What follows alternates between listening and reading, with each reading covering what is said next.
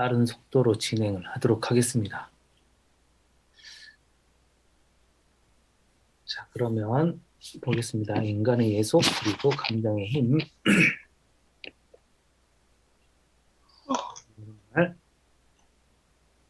감정의 통제와 억압에 대한 억제, 억제라고 되어 있고, 인간의 무능력을 예속이라고 한다.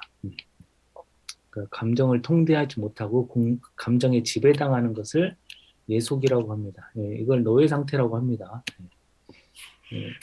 노예의 상태죠. 이 반대가 자유죠. 반대가 자유이고 이 자유에 도달하는 게 이 에티카의 목표입니다. 어떻게 하면 자유로워질 수 있을까? 왜냐하면 감정에 복종하는 인간은 자신의 권리 아래에 있는 것이 아니고 운명의 권리 아래에 있고 흔히 더 좋은 것을 보긴 하지만 더 나쁜 것을 따르도록 강제당하는 것처럼 운명의 힘 안에 있기 때문이다. 인간은 자신의 권리 아래에 있고 인간의 권리, 자신의 권리, 인간의 권리 이게 코나투스죠.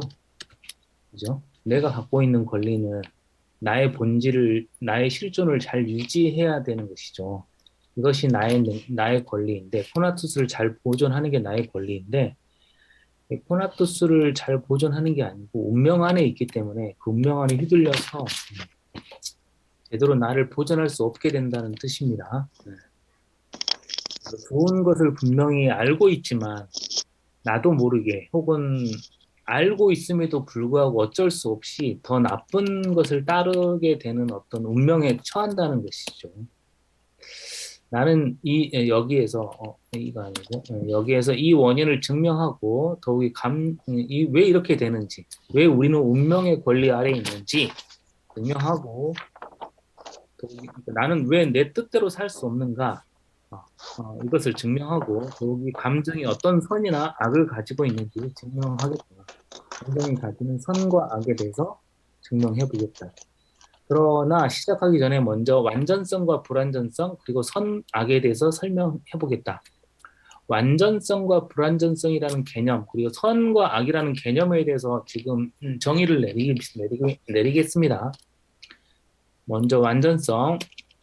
어떤 것을 만들려고 생각하고 그것을 완성한 사람은 그것이 완성되었다고 말을 할 것이다. 그렇죠. 그렇죠. 집이 있다. 집을 목적으로 하게 되면 집을 다 지으면 이거 집이 완성되었습니다 하겠죠. 그죠? 그죠? 그래서 제작자 자신만이 아니라 제작자의 생각이나 의도를 바르게 아는 사람이나 안다고 믿는 사람은 누구나 그렇게 바라겠죠. 그죠? 그죠? 그러니까 여기서 중요한 것은 어떤 의도나 이런 게 있다는 거죠. 그죠? 제작자의 생각이나 의도에 따라서 완전성과 불완전성이 정해진다 이런 건데요. 만약 어떤 사람이 하나의 작품 아직 완성되지 않았다고 하면 보고 제작자의 의도가 집을 짓는 것이라는 사실을 안다면 그 사람은 집이 완성되지 않았다고 말할 것이고 그 작품의 제작자가 부여하려 한 의도한 목적이 이루어지는 것을 보는 순간 완성되었다고 하겠죠. 그죠? 그죠? 그런데 그와 유사한 것을 아직 한 번도 본 일이 없는 어떤 작품을 본다면 그리고 제작자의 의도도 알지 못한다면 그는 작품이 완성되어 있는지 아닌지 모르겠죠. 이것이 완전과 불완전이란 말의 최초 의미였다고 생각합니다. 이게 이제 스피노자가 추측하는 겁니다. 완전과 불완전이란 말이 갖고 있는 의미. 이걸 간단히 정리하자면 목적에 합당한 목적 혹은 의도죠. 목적에 합당한 경우는 완전하다. 이렇게 지금 말할 수 있는 거 아니냐. 이런 거죠. 어떤 목적이 있어야 되는 거죠. 완전이라고 하는 개념은, 이 집은 아주 완전하다. 거주하는데 아주 완전하다. 목적에 잘 어울린다는 뜻이잖아요. 그죠? 의도의 목적에 잘 어울린다는 뜻이고, 그런 걸 완전하다고 하고, 이제 의미가 확장된 경우를 이제 이야기한다는 건데요. 그러나 인간이 일반관념들을 형성하고 우리가 예전에 일반관념들은 일종인식이라고 되게 불렀습니다. 그죠? 집, 건물, 탑 등의 유형을 생각해내고 물체에 관해 다른 유형보다 특정 유형을 선택하기 시작한 이후 각자는 동일한 종류의 물체에 대해서 형성한 일반관념과 일치하는 것처럼 보이는 것을 완전하다고 하고 이때 완전성은 뭐냐면 이게 개인의 그 뭐죠? 취향? 이런 거죠. 개인의 취향이 가미된 일반 개념, 일반 관념. 그래서 예를 들어서 집이라 그러면 자신이 좋아하는 취향의 집, 뭐 이런 식으로 그러면 집을 완전하다고 부르고 예를 들어서 뭐 아파트를 좋아하면 아파트에 어울리면 이게 완전한 집이라고 하고 그렇다는 겁니다. 반대로 전적으로 제작자의 견해에 따라 완성된 것이라고 해도 자신의 개념과 덜 일치하는 것처럼 보이는 것은 불완전하다고 합니다. 이렇게 완전과 불완전. 자연물, 즉 인간의 손이 만들지 않은 것에 대해서도 보통 완전하다거나 불완전하다고 말하는 이유 역시 다른 근거에서 그렇게 하는 것처럼 보이지 않는다. 그러니까 자연물에 대해서도 인간은 완전 불완전을 부여하고 있는데 스피노자는 지금 그걸 거부하고 있는 거죠. 인간의 손이 만들지 않은 것조차도 완전 불완전을 부여하고 있다. 왜냐하면 인간은 자연물과 마찬가지로 인공물에 대해서도 일반 관념을 형성하여 이것을 물체의 유형으로 여기고 이때 유형은 모델로 하는 게 더 좋지 않나 싶은데 그러니까 어떤 일반적 모델로 설정하는 것이죠. 그들이 믿는 바에 따르면 그들의 견해에 따르면 자연은 목적인이 없으면 아무것도 행하지 않는다. 그러니까 자연에는 모두 목적이 있다. 이렇게 보는 거죠. 자연은 이 유형들은 모델이죠. 이 모델을 염두에 두고 자신의 모델로서 앞에 놓기 때문이다. 따라서 그들은 똑같은 종류의 것에 대해서 파악한 유형과 모델과 덜 일치하는 것이 자연 안에 생기는 것을 볼 때 자연 자체가 실패했거나 잘못을 범하여 그 물체를 불완전하게 남겨둔 것이라고 믿는다. 예를 들어서 인간의 모델로서 백인을 설정하게 되면 흑인의 경우 실패작으로 보이는 거죠. 그죠? 그래서 흑인은 불완전하다 이렇게 보는 것처럼 그러므로 우리는 사람들이 사물에 참다운 인식이 아니라 편견에 의해서 습관적으로 자연물을 완전하다든가 불완전하다고 하는 것을 알 수 있다. 그러니까 완전과 불완전이라고 하는 개념은 편견임을 알 수 있습니다. 그렇죠? 왜냐하면 우리들은 제1부 부록에서 자연은 목적을 위하여 작용하지 않는다는 것을 제시했기 때문이다. 그렇죠? 자연에는 목적이 없다 그랬죠. 그 이유는 우리가 신 또는 자연이라고 부르는 저 무한한 존재는 자신이 존재하는 것과 똑같은 필연성을 가지고 작용하기 때문이고 이 일부에서 계속 강조했던 거죠. 신즉 자연은 필연성에 따라서 움직이지 목적에 따라 움직이지 않는다 그랬죠. 목적에 따라 움직이면 뭐가 되죠? 신은 목적에 따라 움직이면 그 자체로 불완전한 존재가 되는 거죠. 신이 어떤 목적이 있다는 건 목적에 종속되는 거잖아요.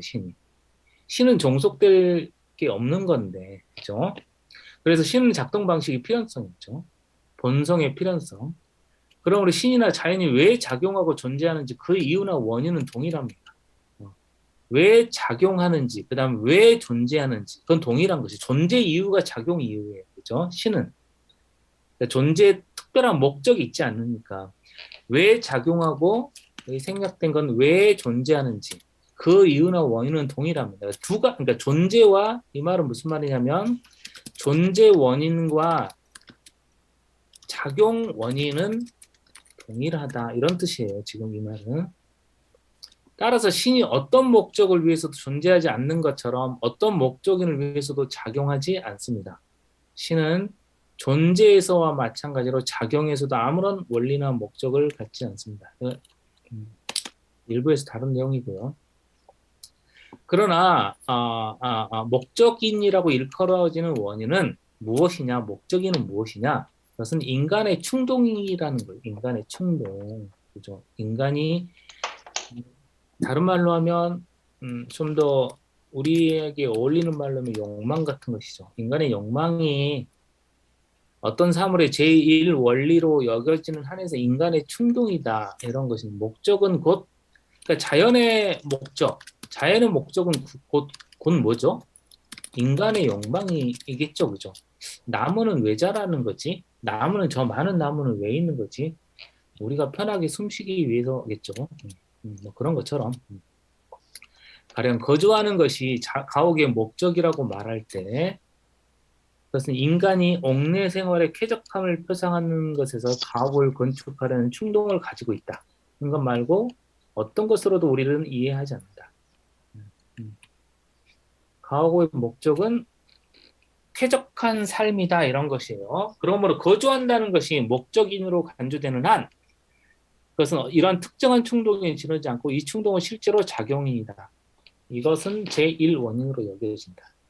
이것이 그 거주하는 그 가옥을 건축하는 실제 작용인이고요. 왜냐하면 인간은 일반적으로 자신의 충동의 원인을 알지 못하기 때문이죠. 왜 내가 그러는지는 잘 모르고 자기 자신이 제1원인이라고 생각해요, 인간이. 또 여러 번 말한 것처럼 인간은 자신의 행동과 충동을 의식하긴 해도 그런 충동을 느끼게 하는 결정적 원인을 알지 못하죠. 더욱이 자연이 어떤 때는 실패하거나 오류를 범하고 불완전한 삶을 한다고 하는 통속적인 견해를 나는 제1부 부록에서 허구라고 말했죠. 그러니까 자연 안에는 스피노자의 말대로 하면 불완전한 사물은 없다. 이런 말이죠. 그죠? 자연 안에는 불완전한 사물이 없다. 그때 일부에서 무슨 말을 했었냐면 예를 들어서 추한 사물 이런 건 인간의 관점이지 자연의 관점으로는 없다는 거죠. 바퀴벌레는 추하지만 그건 인간의 관점이지. 바퀴벌레가 스스로 추하다고 자신을 저주하면서 태어나지는 않는다는 거잖아요. 그죠? 그래서 그것이 추하다들지 아름답다들지 완전하다 이건 다른 말로 하면 인간의 관점이고 인간의 욕망에 따른 해석이고 뭐 이렇다는 거예요, 지금. 그러므로 완전과 불완전은 실제로 오직 사유의 양태이다. 그러니까 인간 사유의 양태이지 자연 사유의 양태는 아닙니다. 그죠? 말하자면 그것은 우리들이 동일한 종이나 유에 속하는 개체를 비교함으로써 그러니까 비교하면서 습관적으로 형성한 개념 이걸 지금 완전 불완전이라고 부르는 겁니다. 그죠? 그러니까 쉽게 생각하면 이 습관적으로 형성한 개념이므로 이건 민족이나 인종에 따라서 매우 다를 수 있죠. 그렇겠죠, 그죠? 뭐가 완전하다든지 불완전하다든지 이건 비교한 것이니까. 예를 들어서 농기구는 어떨까요? 어떤 농기구는 저기 어딥니까? 어떤 농기구는 아시아에서는 매우 불필요하고 매우 쓸모없다. 이런 말을 할 수가 있잖아요, 그죠? 이 인종이 사는 데서는 그 도움이 안 되겠죠, 그죠? 그러니까 이건 굉장히 편견이 들어가 있는 것이죠. 완전. 그러나 그리고 이런 이유로 해서 나는 실제성과 완전성을 동일한 것으로 이해한다고 말을 했다. 우리가 예전에 나왔었죠, 그죠? 그러니까 스피노자에 따르면 자연물로서 실제 하는 것은 모두 완전하다 이런 뜻이에요. 자연물. 이것은 그리고 심지어 매 순간 완전하다고 그랬습니다. 그래서 우리가 이 개념 어디에 확장을 했냐면 맹인의 경우에도 확장을 했었어요. 그러니까 맹인이 아닌 상태에서 맹인이 되었을 때 불완전해지는 것이긴 맞지만 완전성이 떨어진 건 맞지만 그죠? 맹인의 경우에도 완전성을 증가시킬 수 있다 그랬어요. 그죠? 왜냐하면 맹인으로 사는 것도 하나의 실제성이니까. 왜냐하면 우리는 보통 자연의 모든 개체를 가장 보편적이라고 일컬어지는 하나의 유, 즉 일반 개념이에요. 이게 아까 말했던 일반 관념이에요. 하나의 유, 일반 관념으로. 즉 자연의 모든 개체를 절대로 귀속되는 존재 개념으로 환원시키기 때문이에요. 그리고 자연의 개체를 이 이유로 환원하고는 비교해서 어떤 것이 다른 것보다 더 많은 존재나 실제성을 가진다고 인정하는 경우 우리는 그것을 다른 것보다 더 완전하다고 말을 하지 없죠. 그죠? 일반 관념에 비교를 해서 그리고 그것들에 대해서 한계, 종말, 무능력과 같은 부정을 포함하는 것을 인정할 경우 우리는 불완전하다고 말합니다. 그죠? 흑인은 불완전하다. 뭐 이런 거죠. 왜냐하면 그것은 우리가 완전하다고 하는 것만큼 우리의 정신을 자극하지 않기 때문이지. 그러한 것 자체에 원래 있어야 할 어떤 것이 결여되어 있거나 자연의 오류를 범하기 때문이 아니므로 자연이 오류를 범하는 것은 아니기 때문에 원래 실제하는 건 완전하다. 왜냐하면 사물의 본성에는 작용인의 본성에서 필연성에서 생기는 것 말고는 아무것도 속하지 않고 작용인의 본성에서 필연성에 생기는 모든 것은 필연적으로 발생하기 때문이다. 그 자연에 있는 모든 것들은 필연적으로 발생한 것이므로 불완전하다고 말할 수 없다. 네, 지금 완전 불완전에 대해 설명드렸습니다. 그죠? 완전 불완전이라고 하는 건 인간적인 사회의 양태일 뿐이지 자연물에 해당하지 않는다. 이런 겁니다. 지금. 그다음에 선악에 대해 설명을 하면 이것들도 사물을 그 자체로 고찰할 경우 사물에 있어서 아무런 적극적인 것을 지시하지 않는다. 사물에 대해서 적극적인 것을 지시하지 않는다는 말은 뭐냐면 다른 말로 하면 사회의 양태이다 이런 거. 인간적 사회의 양태이다. 이런 말이에요. 그러니까 사물에서 선과 악을 찾아볼 수 없다는 뜻이에요. 사물에는 선과 악이 자연물에는 없다 이런 뜻입니다. 적극적인 것도 지시하지 않는다는 말 이런 것으로 이해하면 되고요. 우리가 사물을 서로 비교함으로써 형성되는 개념일 뿐이다. 왜냐하면 동일한 사물이 선이거나 악일 수도 있고 양자와 무관할 수도 있고 예를 들어서 음악은 우울한 사람에게는 좋고 선이죠. 슬픈 사람에게는 악이고 기먹거리에게는 선도 악도 아니다. 이렇게 말했을 때 도대체 선악은 어디에 있는 거냐? 선악은 자연에는 존재하지 않고 인간의 사회 양태일 뿐이다. 이렇게 말을 하고 있습니다. 이해 가시죠? 그죠? 선과 악, 완전과 불완전은 사회 양태다. 그러나 스피노자는 단서를 다는데 그러나 그래도 우리들은 이런 말들을 보존하겠다 이런 말이에요. 선악이란 말을 폐기하지 않고 보존하겠다. 왜냐하면 인간 본성의 전형으로 보아야 할 인간 관념을 형성하고자 하기 때문이다. 인간 본성의 전형으로 보아야 될 인간의 관념이 뭘까요? 자유인입니다. 자유인을 우리가 지금 예속의 상태에서 노예 상태에서 자유인으로 가는 게 에티카의 목표잖아요. 자유인이라고 하는 것에 도움이 되는 것들을 선이라고 부르겠다는 거죠. 지금 선과 악이라는 건 없는데도 불구하고 그래도 선악을 쓰니까 그 말을 유용하게 사용하기 위해서 보존해서 쓰겠다는 거예요. 그러므로 나는 아래에서 선이란 우리가 형성하는 인간 본성의 전형, 즉 자유인이죠. 자유인 전형에 점차로 접근하는 수단이 되는 것이라고 우리가 확실히 인지하는 것이다. 그러니까 자유인이 되는데 도움이 되는 것, 그것을 선이라고 하겠다. 악은 당연히 그 반대겠죠. 그 전형에 유사하게 되는데 방해가 되는 것. 다음으로 우리들은 인간이 이 전형에 더 적게 접근하는 경우 완전하거나 불완전하다고 할 것이다. 이해 가시죠? 그래서 자유인에 더 접근할수록 완전하다 하고 자유인에 덜 접근할수록 불완전하다고 말하겠다. 그러나 주의할 것은 내가 어떤 사람이 더 적은 완전성에서 더 많은 완전성으로 이행한다거나 그 반대를 말할 때 그것은 그가 하나의 본질한 형상이 다른 것으로 변한다고 이해하는 것이 아니다. 이건 이해를 해달라. 그러니까 본질이 변한 건 아니다. 형상과 본질은 거의 동일한 말이에요. 아시겠죠? 이 철학에서 본질과 형상은 거의 동일한 말이에요. 그러니까 본질의 변화는 아니다. 이해 가시죠? 그러니까 어떤 사람이 더 완전해졌다.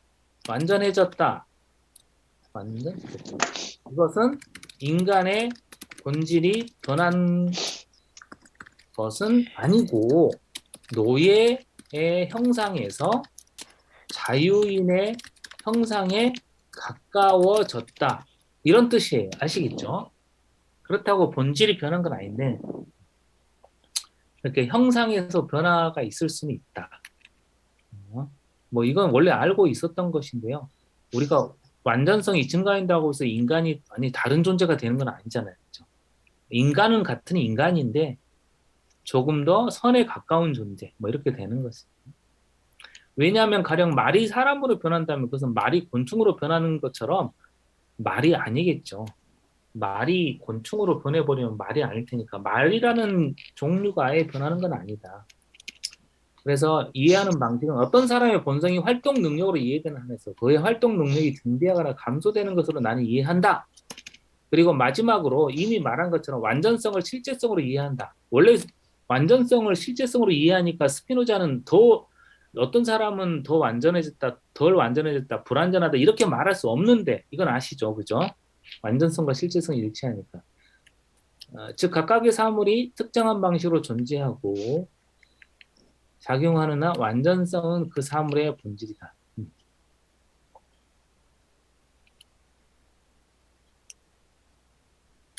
아시겠죠? 완전성은 그 사물의 본질이니까 실제하는 그 사물의 본질이 곧 완전성이에요. 우리는 다 완전성을 갖고 있습니다. 그 자체로. 그리고 그 사물의 지속은 고려의 대상이 되지 못한다. 오래 산다고 훌륭한 사람은 아니다 이런 뜻이에요. 왜냐하면 어떤 사물도 그것이 장시간 존재를 지속했다는 이유로 더 완전하다고 말할 수 없죠. 그죠? 짧고 굵게 사는 삶도 있잖아요. 훨씬 더 아름다운 삶일 수도 있잖아요. 그렇죠? 물론 사물의 지속은 사물의 그러니까 우리 시대는 지금 뭐 오래 살아야 되는 의무 같은 게 지금 부여돼 가지고 그죠? 매번 건강도 체크를 받아야 되잖아요. 그런 시대가 돼서 그렇지만 원래 지속은 사물의 본질에 포함되어 있지 않은데 그러니까 이렇게 보면 우리 시대는 지속이 사물의 본질에 포함된 시대인 거죠. 지금 어떻게 보면 그렇지만 지속은 사물의 본질에 의해 결정될 수가 없습니다. 왜냐하면 사물의 본질은 특정한 결정적인 존재의 시간을 포함하지 않죠. 본질은 시간을 포함하지 않고 오히려 모든 사물은 더 완전하다 하든 덜 완전하든 존재하기 시작한 것과 똑같은 힘을 가지고 언제나 존재를 지속할 수 있고 이 점에서 모든 것이 동등하고 그러니까 모든 사물은 완전하든 덜 완전하든 존재하는 순간 언제나 존재를 지속하려고 하죠. 이게 코나투스였죠. 그러니까 이게 코나투스 상의 동등성이에요. 모든 존재는 동등해요. 이런 점에서는 차이가 없어요.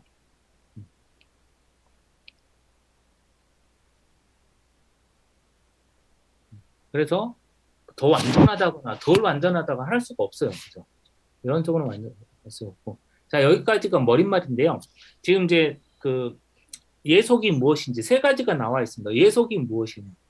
노예 상태란 무엇임을 정리했고, 그 다음에 완전성과 불완전성이 뭔지 설명했고, 선과 악이 무엇인지를 설명을 했죠. 그죠?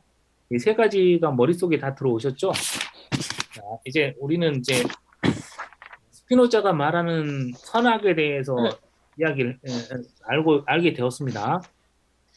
그리고 선악에 대해서 중요한 예를 한 가지 들었었는데 뭐 있죠? 이게 자연에는 선과 악이 없다는 예로 음악이 나와 있었죠. 그죠? 음악 예를 들었습니다.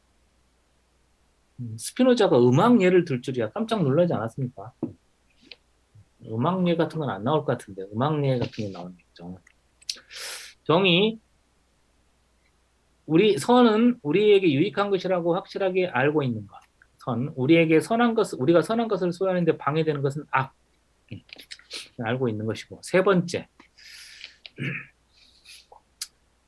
우연적인 것이 무엇이냐 이게 지금 정의입니다. 네 번째는 가능적인 게 무엇이냐 정의인데요. 이거 왜 보냐면 일부 정리 33주석에서요. 우리가 가능적인 것과 우연적인 것을 구분하지 않았었어요. 그때 스피노자가 그때 구분을 아예 하지 않고 그냥 같은 거라고 했었거든요. 근데 여기서는 지금 구분을 하고 있어요. 구분을 하는 이유는 이제 나오겠는데요. 정의를 보겠습니다. 여기서는 사물의 본질에 주의하는 것이고 우연적인 것은 원인에 주의하는 것은 가능적인 것이에요. 이렇게 두 가지를 좀 구별하고 있습니다. 까다로운데요. 어쨌든 구별을 하니까 보겠습니다. 뭐가 우연적이냐? 우연적인 것의 반대말은 뭐냐면 필연적인 것이에요. 그죠? 그죠?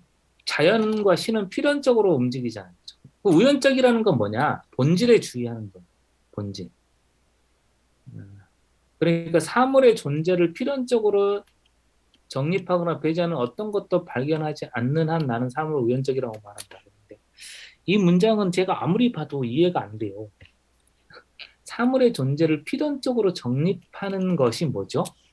필연적으로 정립하는 것. 이게 필연성이죠. 그렇잖아요. 그죠? 본질에 입각했을 때. 이게 무슨 말이냐면 예를 들어서 삼각형의 내각의 합은 180도다.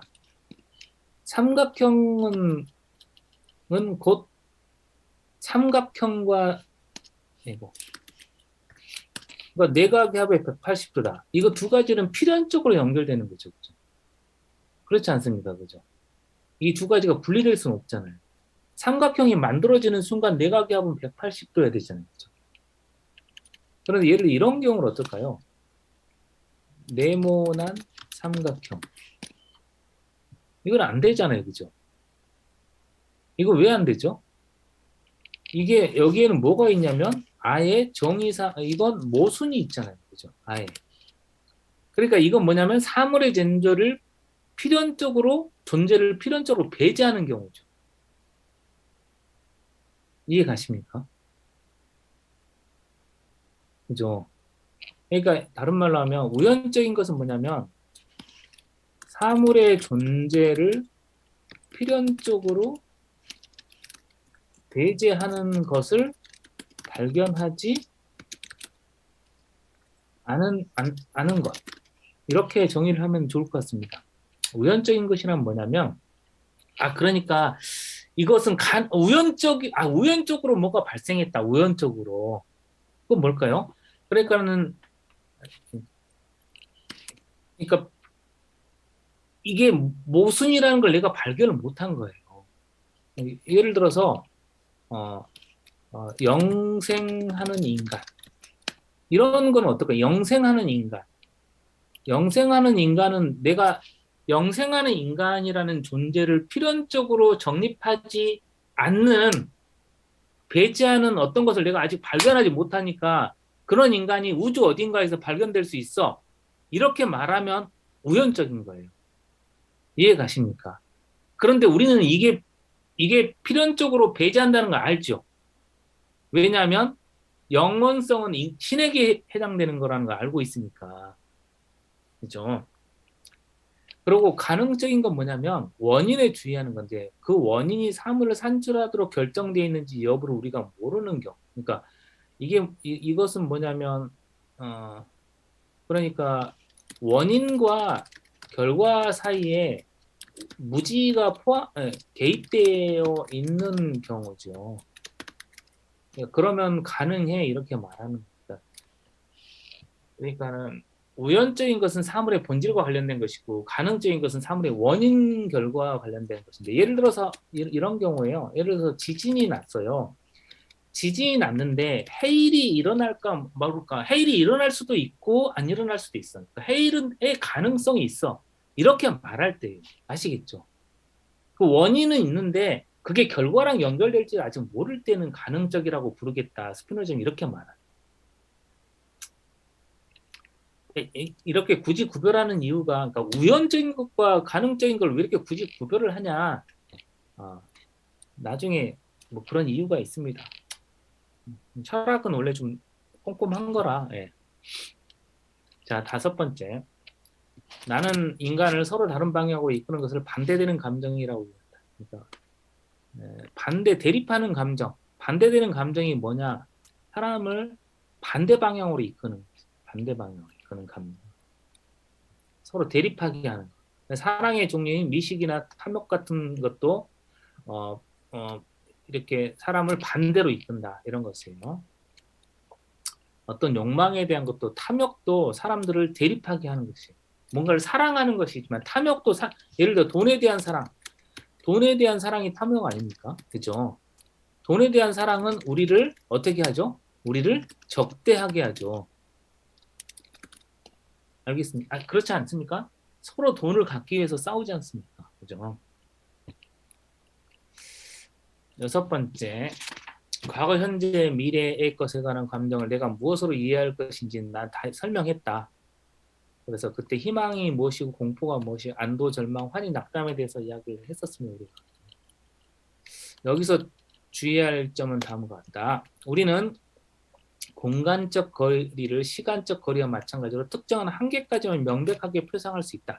즉 우리에게서 200피트 이상 떨어져 있는 대상, 그 거리가 우리가 분명하게 표상하는 거리 이상으로 떨어져 있는 모든 대상, 우리는 우리와 동일한 거리만큼 떨어져 있고 동일한 평면에 있는 것처럼 모두 표상한다. 네, 그렇죠, 그죠? 우리는 너무 멀리 떨어져 있으면 그 거리가 구별이 안 되죠. 그죠? 뭐 그런 거 이해 가시죠? 너무 거리가 멀리 떨어져 있으면 거의 비슷하게 보이고 너무 멀리 떨어져 있는 시간은 어떻습니까? 멀리 떨어져 있는 시간도 어떻습니까? 한 5년 전 일과 6년 전 일이 서로 너무 1년 차이가 크게 안 느껴지잖아요. 그죠? 안 그렇습니까? 흐릿하잖아요. 그죠? 5, 6년 전인가? 그렇잖아요. 시간도 그렇다.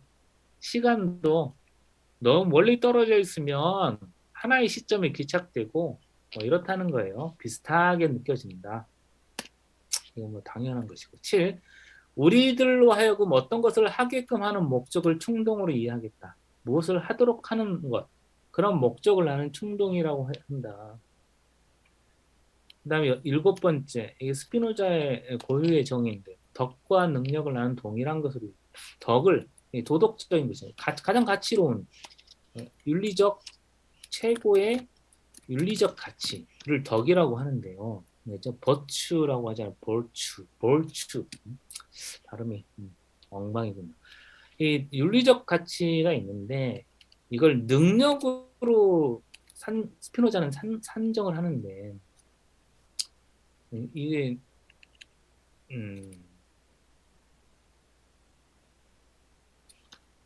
예를 들어 칸트의 경우 최고의 도덕적 최고의 덕은 자유예요, 자유. 능력이 아니에요. 완전 다른데 어쨌든 간에 능력과 덕을 같은 걸로 이야기하는 경우가 있는데 그러니까는 코나투스에 따르면 코나투스는 뭐였죠? 나를 잘 보존하는 거잖아요, 그죠? 나를 보존하는데 최고의 능력을 발휘한다. 그럼 그게 최고의 덕이란 뜻이에요. 이 스피노자의 말은 이해 가시죠? 내가 나의 코나투스를 유지하는 최고의 능력을 보였다. 그러면 그게 최고의 덕이다. 나의. 내가 아무리 똑똑하고 아무리 대단한 사람일지언정 나의 코나투스를 유지하지 못했다. 그러면 너는 부도덕한 것이야. 라고 스피노자는 말하는. 쉽게 말하면 뭐냐면 쉽게 말하면 나의 생명을 잘 보존했다. 그러면 나의 능력을 잘 발휘했다. 이런 뜻입니다. 아시겠죠? 이게 최고의 덕이다. 이런 뜻입니다.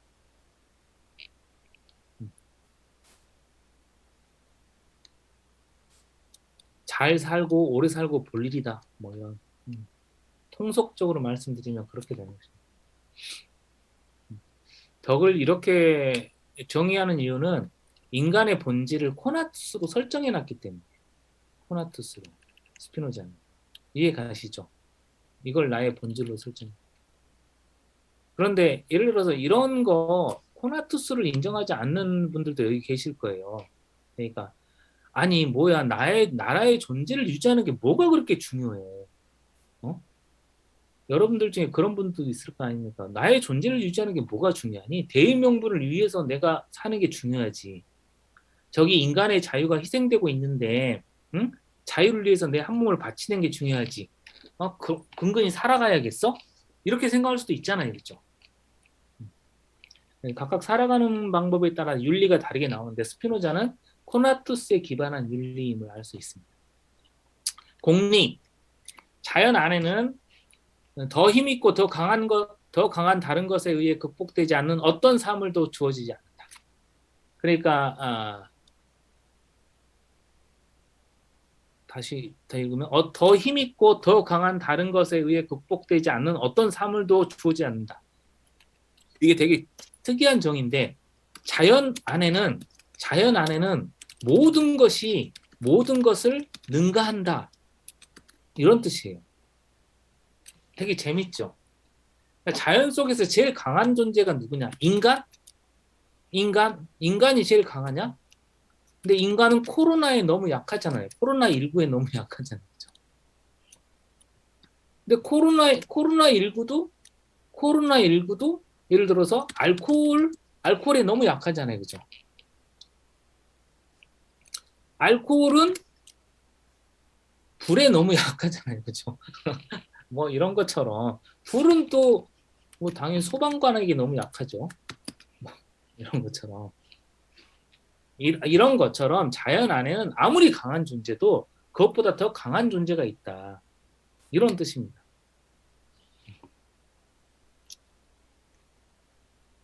다른 말로 어떤 사물이 주어져 있다 할지라도 주어진 사물을 파괴할 수 있는 더 힘 있는 것이 자연 안에는 존재한다. 그러니까 자연에는 막상막하다. 어?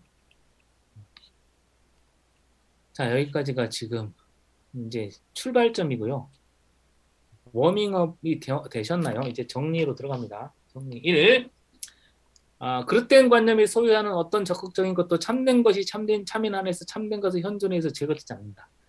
간장 공장 공장장 뭐 이런 거 느낌 비슷한데 참된 것이 참인 안에서 참된 것을 현존에 제거되지 어려운데요. 참 그렇게 어려운 건 아닙니다. 자 보세요. 그릇된 관념 예를 들어 보겠습니다. 동전만 한 태양 이거 그릇된 관념이죠.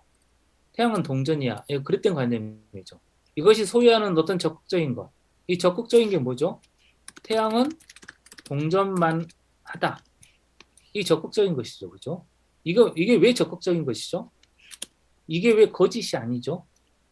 이건 참인데 어떤 경우에 참이었죠? 무슨 한에서 이렇게 우리 참이었잖아요. 그죠? 어떤 경우에 참이냐면 내 신체에 즉한 경우에는 참이잖아요. 그죠? 우리는 태양이 동전만하지 않다는 건 알아도 내 신체는 언제나 동전만하게 보이잖아요. 그죠? 동전만하게 안 보이면 그 사람이 이상한 거지. 그죠? 그러니까 이 말은 신이, 신이 내 정신으로 변용한 한에서는 참이죠. 우리가 옛날에 이렇게 공부를 했었잖아요. 그죠? 뭐뭐 하는 한에서.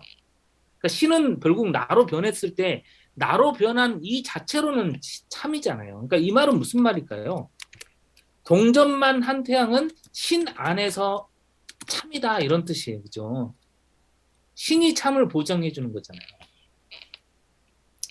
이거 다 기억나십니까? 충분히 이해 가시죠? 그죠?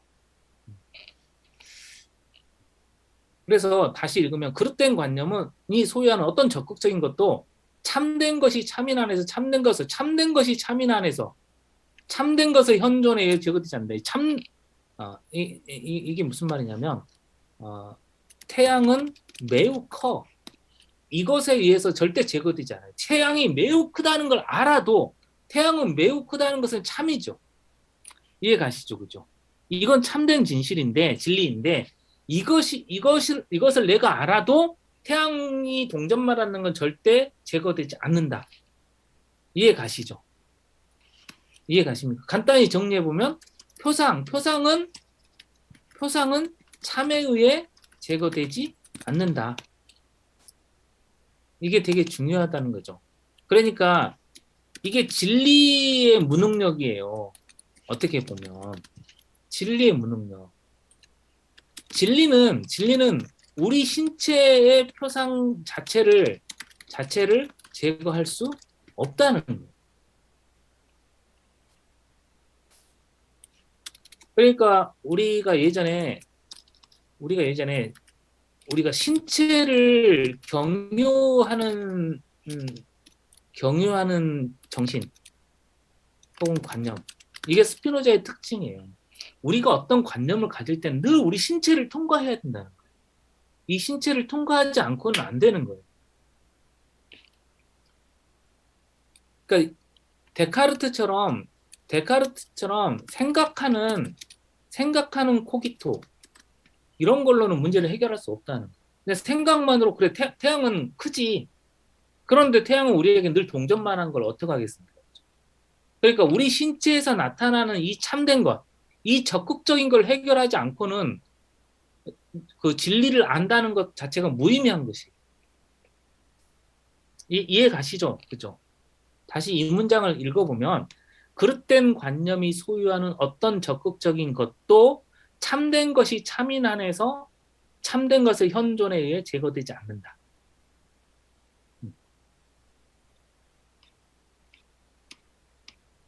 그러니까 신체가 되게 중요합니다. 스피노자에서 신체가.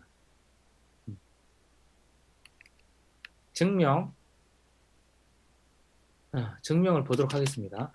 읽어보죠. 오류는 부적합한 관념이 포함하는 인식의 결핍 안에 있다. 오류. 동전만한 태양의 오류는 뭐였죠? 이건 부적합한 관념이죠. 이거 인식의 결핍 안에 있는데 뭐가 결핍되어 있었죠? 뭐가 결핍되어 있냐면 뭐 있죠? 어떤 게 결핍되어 있냐면 동전만한 태양은 신이 태양에 대해 갖고 있는 관념이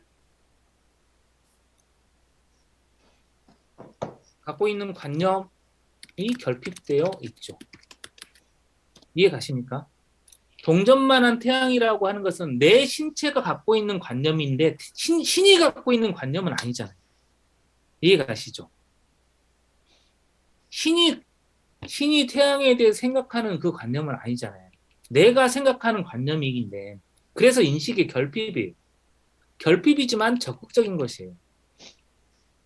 또한 부적합한 관념은 오류라고 일컬어지는 어떤 적극적인 것도 소유하지 않는다.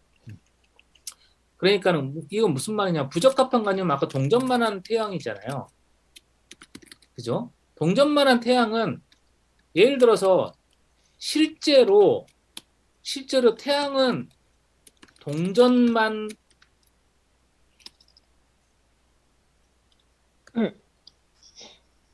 실질적으로 동전만 한 호수가 어디로 갔지?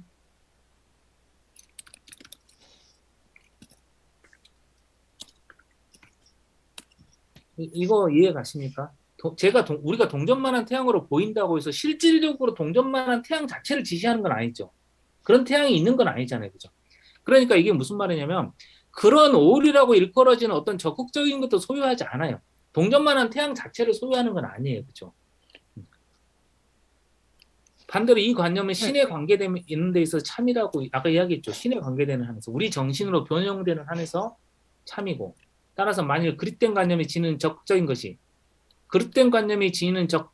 참인된 것이 참인 아니 참된 것의 현존. 이게 뭐였냐면 아까 뭐였죠? 실제 태양은 크다 그랬죠. 큰 태양. 그릇된 관념이 지니는 적극적인 것이 뭐였죠? 우리 신체에 나타나는 태양이죠. 그죠? 이것이 참된 것이 참인하여서 참된 것은 현존. 즉 태양에 의해서 제거되면 큰 태양에서 참된 것은 자신에 의해서 참된 관념은 뭐냐면 내 신체에 나타난 태양이에요. 이것도 참이죠. 그죠? 내 신체 자체를 정확하게 표현하고 있잖아요. 이것이 자신에 의해서 지금 참된 관념은 큰 태양에 의해서 제거될 것이고 그것은 부당하다.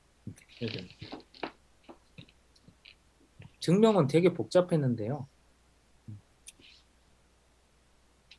참에 의해서 제거될 수는 없는 것이니까 참된 것들은 서로를 배제할 수 없잖아요. 같은 참된 것이야지 그런 건데 이해 가십니까, 여기?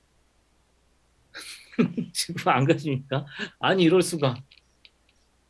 어, 다시 보겠습니다. 근데 이 앞에 부분에 정리, 요 문장은 이해가 갔죠, 그죠? 요 문장은. 여기 이해 갔습니까? 네? 아, 참. 다시, 다시 보겠습니다. 오류는, 그러니까 동전만한 태양은 오류잖아요, 그죠? 사실 오류 아닙니까? 태양이 동전만 하진 않잖아요. 이 오류는 어디서 발생했습니까? 동전만한 태양의 오류는 어디서 발생했습니까?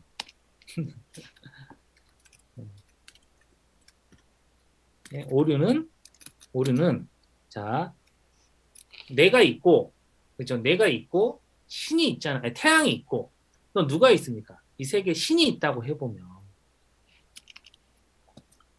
나와 태양과 신이 이렇게 세계에 있다 그러면, 있잖아요.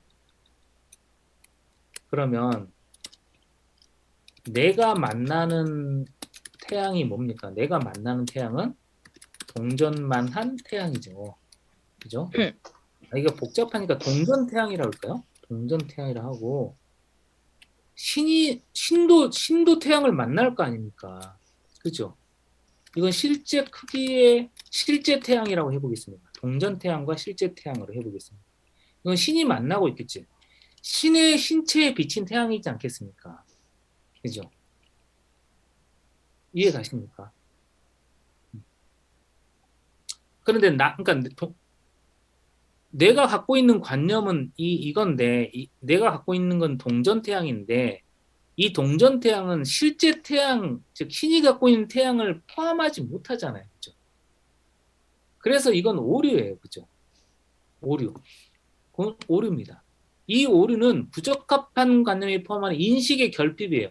인식의 결핍은 어떤 거냐면 결핍이에요. 신이 갖고 있는 그대로 갖고 있지 못한 거예요. 대신 내 신체는 정확하게 표현을 했어요. 이해 가시죠? 내 신체는 정확하게 표현했지만 신이 갖고 있는 그대로를 표현하지 못했어요. 그래서 우리가 옛날에 부적합한 관념은 뭐라고 불렀냐면 우리가 앞에서 부적합한 관념은 뭐라고 불렀냐면 부분적 인식이라고 불렀어요. 그때. 그러니까 신이 갖고 있고 내가 갖고 있는 전체를 갖고 있지 못하고 내가 갖고 있는 것만 갖고 있는 거죠. 그때 부분적이라고 그랬어요. 그래서 인식의 결핍이에요. 결핍. 알겠습니까? 결핍된 것이지 없는 건 아니에요. 또한 부적합한 관념은 다시 오류라고 일컬어지는 어떤 적극적인 것도 소유하지 않고 있는데, 그러니까 오류라고 일컬어지는 어떤 적극적인 것이 뭐냐면 지금 이게 무슨 말이냐면 잘 보세요. 지금 내가 갖고 있는 부적합한 관념이 뭐냐면 동전태양이죠. 그러면 우리가 오류라고 일컬어지는 어떤 적극적인 것은 무슨 말이냐면 실제로 동전태양 자체가 있다. 이렇게 말하는 동전태양. 그러니까 태양이 동전만한데 그 동전만한 태양이 직접 있다. 이것을 직접 소유하냐? 그게 아니라 뭐였죠? 동전이라고 하는 태양을 소유하는 게 아니라 내 신체에 나타난 것만을 보여줄 뿐이에요. 이게 이해 가십니까? 그러니까 다른 말로 하면 예를 들어서 우리가 옛날에 어떤 걸 했었냐면 바울이 갖고 있는 죽은 베드로가 있다고 했잖아요. 그죠? 베드로에 대한 관념이 이렇게 있었잖아요. 그죠?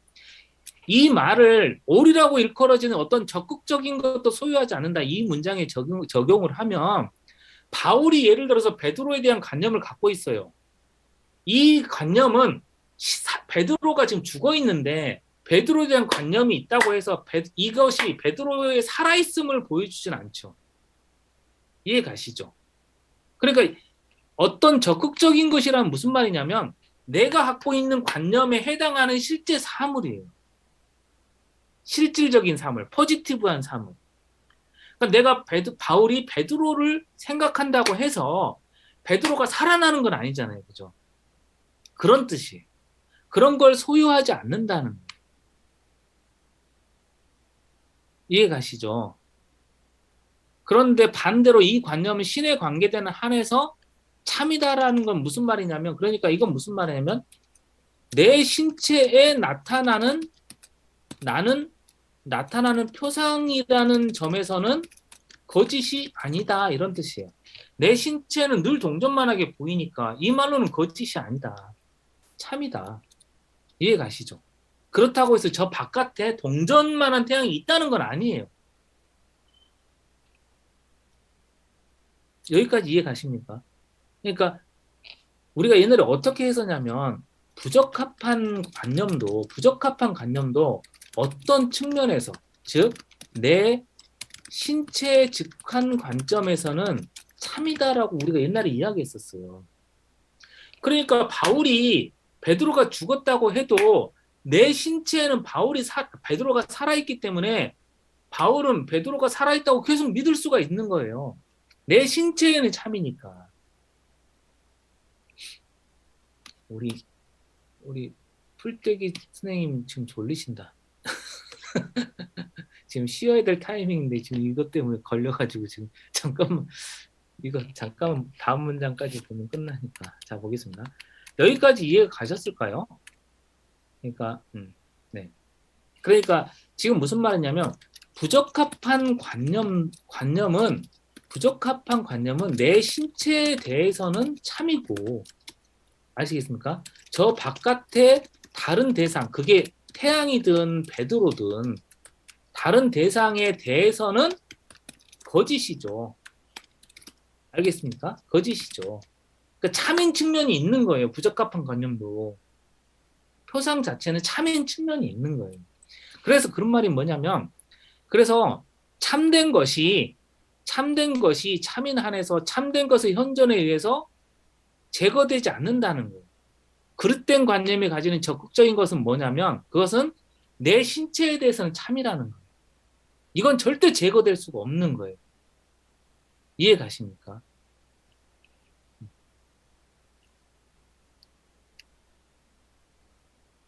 그러니까 정리 1을 다시 보면, 그릇된 관념이 소유하는 어떤 적극적인 것은 어디로 넘어가요? 참된 것이 참여하지 참된 것이 현존해서 제거되지 않는다. 그러니까 그릇된 관념이 소유하는 적극적인 건 뭐냐면 내 신체 즉한 참된 것이, 내 신체 즉한 참된 것. 아셨죠? 그러면 주석을 보면 되겠습니다. 주석에 설명이 좀 나와 있습니다. 이 정리는 제2부 정리 16 보충 2에서 명백하게 이해되는데, 표상의 정의가 아니고 표상의 특성이 나와 있죠. 외부 물체의 본성보다 인간 신체 현재 상태를 혼란스럽게 지시하는 관념이기 때문이다. 이거 이해 가시죠, 그죠? 표상은 우리 신체를 나타내는 거죠. 정신이 우리를 범한다고 하는 것은 이로부터 생긴다. 가령 우리는 태양을 볼 때 그것이 200피트 떨어져 있다고 표상하는데, 우리가 태양의 올바른 거리를 알지 못하는 동안에는 이 점에서 우리를 범하죠, 그죠? 그러나 중요한 것은 태양의 거리를 안다면 확실히 오류는 제거되지만 표상은, 즉 신체가 태양으로부터 자극받는 한에서 태양의 본성을 표상하는 태양의 관념, 즉 뭐였죠? 이게 여기서 200피트 거리, 이것은 제거되지 않는다, 이거죠. 그러므로 비록 우리들이 태양의 참다운 거리를 알았다고 할지라도 태양은 언제나 우리들 가까이에 있는 듯 표상될 것이다. 이게 되게 중요한 명제예요. 지금 4부 정리 1번 명제가 되게 중요합니다. 그러니까 어떤 점에서 진리는 굉장히 무력하다, 이런 거예요. 알므로써 끝나는 게 아니라는 거예요. 안다고 해서 다 해결되는 게 아니다. 왜냐하면 우리가 형성하는 표상은 신체를 늘 경유하기 때문이다. 왜냐하면 우리가 태양을 그렇게 가깝게 표상하는 것은 태양의 참다운 거리를 알지 못하기 때문이 아니라, 태양은 신체가 태양에서 자극받는 한에서 태양의 크기를 파악하기 때문이다. 즉 신체의 자극에 따라 결정되는 것이다. 마찬가지로 태양광선이 수면에 비쳐서 우리 눈에 반사될 때, 물에 비칠 때 우리는 태양의 바른 위치를 알죠. 하늘에 있다는 걸 알아도 물을 보면 물속에 있는 것처럼 나타난다. 알고 있어도 이렇다. 그리고 정신을 그릇되게 하는 여타의 표상도 마찬가지다. 이 표상들은 신체의 자연적 상태를 표시하든 간에 신체 활동 능력의 증대나 감소를 표시하든 앞에는 뭐 있죠? 신체의 자연적 상태를 표시하는 것은 표상이고 신체 활동력의 증대를 감소를 표시하던 것은 감정이죠. 그렇죠? 표상과 감정을 구별할 수가 있죠. 실제의 것에 대립되지 않고 실제의 것에 현재에서 소실되지도 않는다. 그러니까 이게 알미죠. 그러니까 태양의 실제 크기를 안다고 해도 소멸되지 않는다는 거죠. 근거 없이 어떤 악을 예가 나와 있는데 우리가 근거도 없이 어떤 악을 두려워할 때 바른 얘기를 듣는 순간 공포가 사라지는 일이 생기죠. 그죠? 바른 얘기가 뭘까요? 알미죠. 그죠? 참된 알미죠. 그죠? 참된 알을 통해서 우리가 공포가 없어질 수도 있습니다. 하지만 반대로 더 중요한 것은 실제로 생긴 악이 있습니다. 실제로 생긴 악을 두려워할 때 잘못된 얘기를 듣고 공포가 사라질 수도 있어요. 알겠습니까? 앞에 살인자가 있어요. 앞에 살인자가 있는데 분명히. 그런데 잘못된 얘기를 들었어요. 아니야, 살인자가 오지 못했대. 잘못된 이야기를 듣고 공포가 사라질 수도 있잖아요. 그렇죠? 그러니까 오류를 통해서도 공포가 사라질 수 있단 말이에요. 이게 무엇이냐? 여기서 나타나는 것은 즉 그러므로 표상은 참된 것이 참된 한에서 참된 것의 현재에서 소멸되는 것이 아니라 우리가 표상하는 사물의 현재의 존재를 배제하는 더 강한 표상이 나타남으로써 소멸된다. 이게 지금 핵심이에요. 표상은 참된 인식에서 사라지는 게 아니라 더 강한 표상에서만 사라진다. 이게 우리가 갖고 있는 인간 존재의 가장 큰 특성 중에 하나입니다. 스피노자가 파악하는.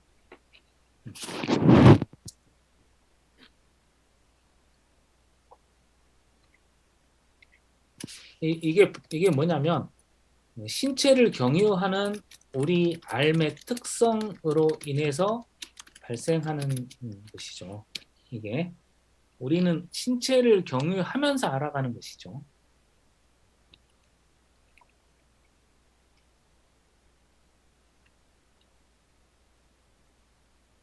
정리. 우리는 다른 것 없이 자신에 의해서만 파악될 수 없는 자연의 일부인 한에서 작용을 받는다. 자연의 일부죠. 우리는 자연의 일부니까 작용을 받는단 말은 무슨 말이냐면 우리는 수동이다 이런 뜻이죠. 우린 수동이다. 수동적 존재다. 우리 뭐 이건 알고 있는 것이죠. 이건 증명은 읽지 않고 넘어가겠습니다. 인간이 존재를 지속시키는 힘은 제한돼 있고 또 외적 힘에 의해서 무한히 압도된다. 우리가 존재를 지속시키는 힘은 제한돼 있죠. 그죠?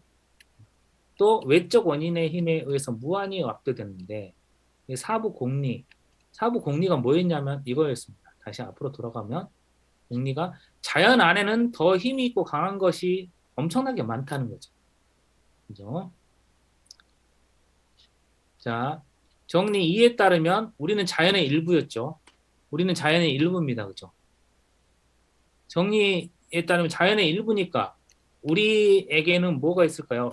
인간이 존재하면 그보다 힘 있는 다른 것이 존재하고 이것보다 더 힘 있는 또 다른 것도 무한히 존재하고 그래서 인간은 외적 원인의 힘에 의해서 무한히 압도된다. 이게 인간의 조건입니다. 인간이 외적 원인의 힘에 의해서 압도되기 때문에 인간은 감정에 예속될 수밖에 없습니다. 우리가 감정을 뭐라고 불렀죠? 감정은 수동이었죠. 그죠? 그러지 않았나요? 그죠? 감정은 수동이고 정리 2에서 우리는 수동적인 존재라고 불렀고 그죠? 그래서 그리고 외적 원인에 또 무한히 압도되고 그러므로 우리가 감정을 지배하기는 되게 어렵습니다. 수동이니까. 정의 4. 인간이 자연의 일부가 아니라는 것은 불가능하고 또한 인간이 오직 자신의 본성에 의해서만 이해될 수 있는 데라. 본성에 의해서만 변화될 수 있는 거. 이해될 수 있는 데라. 즉 자신이 타당한 원인이 될 만한 변화. 이것이 뭐죠? 능동이죠. 그죠? 타당한 원인. 본성에 의해서 이해되는 것. 즉 적합한 관념이죠. 타당한 원인이 될 만한 변화. 이건 능동입니다. 능동만을 받아들이는 것은 불가능하다. 인간은 수동적인 존재니까.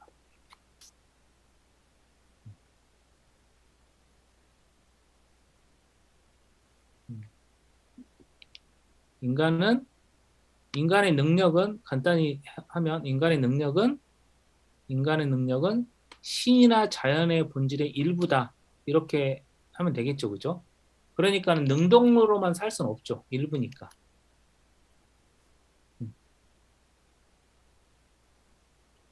그리고 이, 이 증명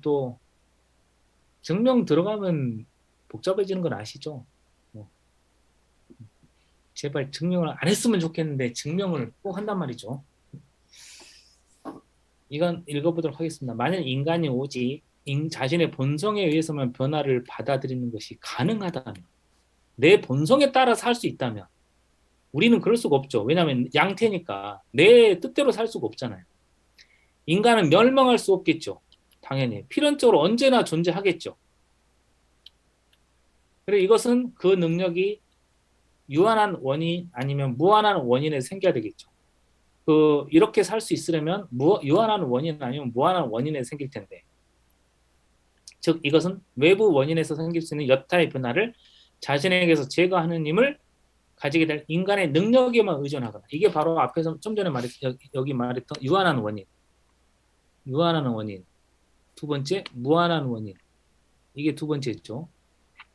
이게 유한한 원인이고 두 번째 무한한 원인인데, 인간의 능력에만 의존하게 되거나, 이게 바로 지금 유한한 원인이죠. 이것이 일에 해당되는 거죠. 일에 해당되는 거죠. 인간이 오로지 자기 보존의 효과적인 변화만을 받도록 자연이 모든 사물을 인도하게 될 자연의 무한한 능력에 의존한다. 이것은 두 번째 해당되는 거죠. 무한한 원인. 그러나 처음의 경우는 부당하죠. 그러니까 무슨 말이냐면, 인간이 어디 있습니까? 외부의 원인에서 생길 수 있는 변화를 스스로 제거한다는 것은 말이 안 되는 거죠. 왜냐하면 정리 3에서 뭐라고 했냐면, 외적 원인에 의해서 무한히 압도된다고 했잖아요. 정리 3에서. 그죠? 인간의 힘으로는 불가능하죠. 그러면 당연히 무한한 원인, 다른 원인이 있겠죠. 그죠? 그러면 인간이 오직 자신의 본성에 의해서만 이해될 수 있는 변화만을 받아들이고, 따라서 필연적으로 항상 존재하는 것이 가능하다면 그것은 신의 무한한 능력에서 생겨야 되겠죠. 그죠? 신이 도와줘야 되겠죠. 따라서 신적 본성의 필연성이 어떤 인간의 관념에서 촉발된 것으로 고찰되는 한, 그 필연성에서 연장과 사회 속성 아래서 파악되는 전체 자연의 질서가 도출되지 않으면 안 될 것이고, 그러면 인간은 무한할 것인데, 그러니까 그것은 결국 인간은 무한하다는 것인데, 인간은 무한하지가 않잖아요. 그죠? 인간은 유한하잖아요. 그래서 불가능하다. 그러니까 이건 그냥 뭐죠? 너무 당연한 이야기인데 증명을 하면서 좀 복잡해진 거예요. 증명을 해야 되니까. 그러니까 정리사에서 말하고자 하는 건 뭐냐면, 인간은 자연의 일부고, 그래서 능동만의 삶을 살 수가 없다는 거죠. 그죠? 보충, 인간은 항상 정념에 예속되고, 이렇게 필연적으로 예속된다고 나와 있죠. 이제 증명이 된 거죠. 인간은 왜 감정에 휘둘리냐? 자연의 일부니까. 그리고 인간의 힘을 능가하는 것이 자연에 너무나 많기 때문에. 자연의 공통된 질서를 따르고 그것에 복종하며 사물의 본성이 요구하는 것만큼 거기에 적응하며 사는 것인데, 그래서 인간은 항상 감정에 예속된다. 이런 겁니다. 정리 5. 각각의 정념의 힘과 증가, 정념의 힘, 이거 되게 중요하죠. 정념의 힘, 감정이 갖고 있는 힘, 그리고 그 감정의 지속, 여기 존재는 감정이에요. 그 감정의 지속, 감정이 얼마나 지속되는가는 우리의 능력에 한정되는 게 아니라 외적 원인에 의해 한정된다. 이게 되게 중요하겠죠. 그죠? 내가 감정을 갖고 있고 그 감정이 얼마나 강하냐, 그리고 감정이 얼마나 오래 가느냐는 것은 내 능력이 아니라 내 바깥의 능력이다. 이해 가시죠? 그죠? 이건 증명은 읽지 않고, 증명은 그냥 동일한 얘기니까. 그러니까 우리의 감정은 외적 원인에 의해서 계속해서 지배된다. 그죠? 그에 따라서 힘과 감정의 지속 정도가 결정된다. 왜냐하면 우리는 자연의 일부니까. 정념, 어떤 정념 혹은 감정의 힘은 인간의 여타 작용이나 능력을 능가할 수 있기 때문에 그 같은 감정은 끈질기게 달라붙는다. 어떤 정념은 끈질기게 달라붙는다. 그쵸? 이런 건 뭘까요? 끈질기게 달라붙는 것. 대표적인 게 뭘까요? 트라우마와 같은 거 아닐까요? 우리가 크게 상처를 받은 경우, 그러니까 외적 원인에 의해서 크게 내 힘을 능가하는 어떤 작용을 받을 때, 그 트라우마잖아요. 감정적인 트라우마에 빠지면 거기서 못 태어나잖아요.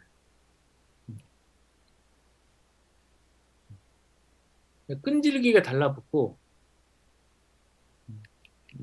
우리의 힘을 능가할 수가 있잖아요. 아, 저는 개인적으로는 항상 정리 유계 상태에서 계속 살고 있는 것 같아요, 지금. 저의 힘을 능가하는 어떤 그 정념 속에 계속 살고 있습니다. 제 자신이. 너무 힘들어 죽겠어요. 정리 7.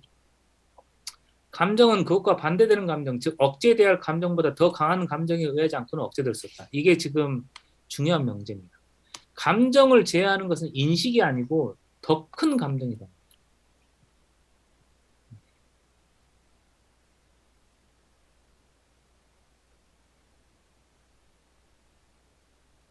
감정은 뭐냐면 감정에 대한 정의가 나와 있죠. 감정이란 간단히 하면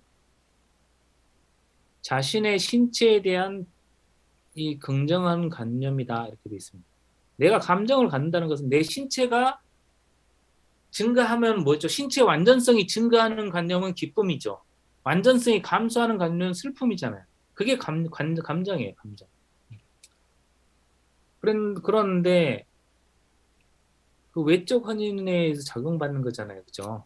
내가 통제할 수가 없잖아요. 그래서 더 강한 감정이 아니면 억제될 수 없습니다. 이게 되게 중요한데 그럼 어떻게 하라는 겁니까?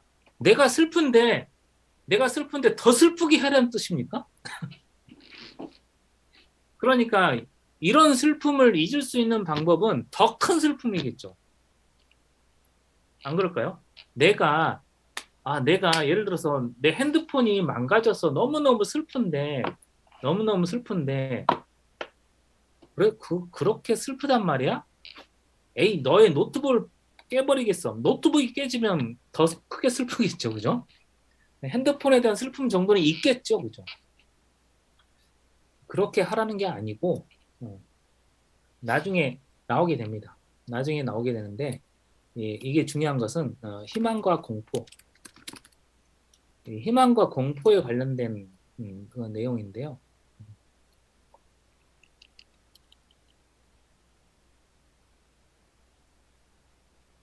쉽게 얘기를 하면은 어떤 범죄자가 있는데 어떤 행위를 저지르려고 하는데 아니야, 그건 나쁜 거야. 인간으로 할 도리가 아니지. 그걸 아무리 가르쳐도 범죄자는 그 행위를 제어하지 않습니다. 어떻게 제어하느냐? 네가 그 행위를 하면 그 행위에 따른 벌이 엄청나게 클 거야. 더 큰 공포를 주는 거죠. 그것을 통해서만 제어될 수가 있어요. 너는 감옥에 최소 50년이야. 이러면 안 할 수는 있다는 거죠. 그래서 여기서 작동하는 게 뭐냐면 국가의 체제입니다. 아시겠죠? 정리치에서 나오는 결론이 국가예요, 국가. 국가는 강한 감정의 체계예요. 나중에 나오게 됩니다. 이렇게 보고 이렇게 해야 되겠습니다. 선과 악에 대한 인식은 우리가 그것을 의식하는 안에서 기쁨과 슬픔의 감정이다. 그러니까 선악에 대한 인식도 다른 측면에서 보면은 감정이라는 거예요. 감정. 이것도 되게 중요한 것 같죠, 그죠? 보겠습니다. 아까 우리가 선악을 뭐라고 불렀냐면 도움이 되거나 해가 되는 것이었잖아요. 도움이 되거나 해가 되는 것을 선악이라고 불렀잖아요. 그죠? 그래서 기쁨이나 슬픔으로 작용하는 것이 선악이에요. 그래서 선악에 대한 인식은 뭐냐면 기쁨이나 슬픔의 감정에서 생기는 관념이에요. 그러니까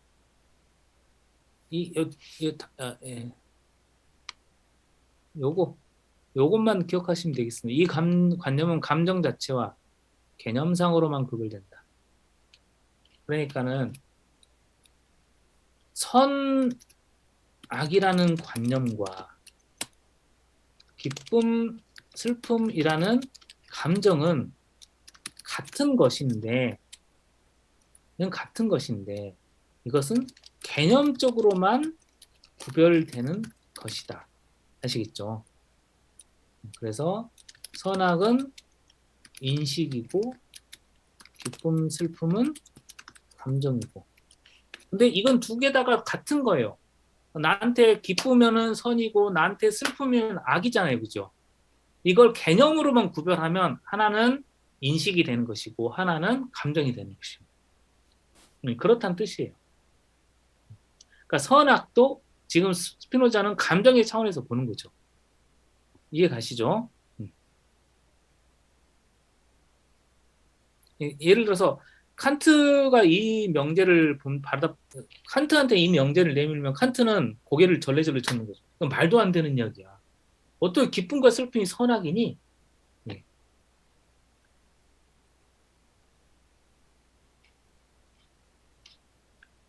정리 9.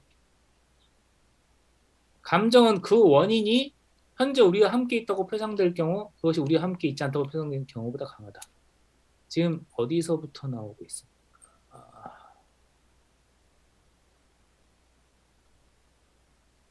자, 다시 잠깐만 돌아가면요.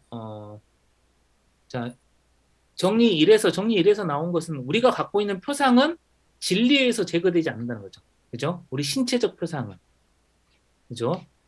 그 다음에 우리는 수동이고 외적 원인에 의해서 지배를 받고, 그죠?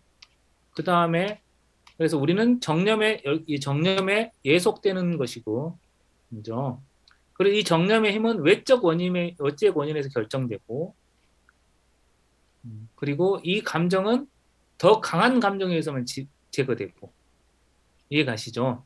지금 그러니까는 우리가 사로잡히는 감정이 어떤 것인지 그 감정의 내용은 3부에서 했고 그 감정이 갖는 힘 같은 걸 지금 이야기하고 있는 거예요. 이해 가시죠? 9를 보겠습니다. 근데 이제 감정을 나누고 있는데 현재 우리와 함께 있다는 것, 함께 있는 감정과 함께 있지 않은 감정 이 두 가지를 비교하는 건데 당연히 우리와 함께 있지 않은 감정보다 함께 있는 감정이 더 강하겠죠, 그죠? 안 그렇습니까, 그죠? 우리와 함께 있지 않다고 표상되는 것보다 더 강하겠죠, 그죠?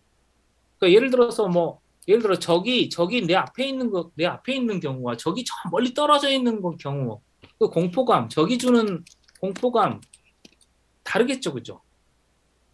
그렇죠. 그러니까 감정도 원근 이런 게 있는데 강약이 있는데 감정의 강약을 지금 논하는 거예요. 함께 있는 것이라고 표상되는 경우는 그 감정이 강하다.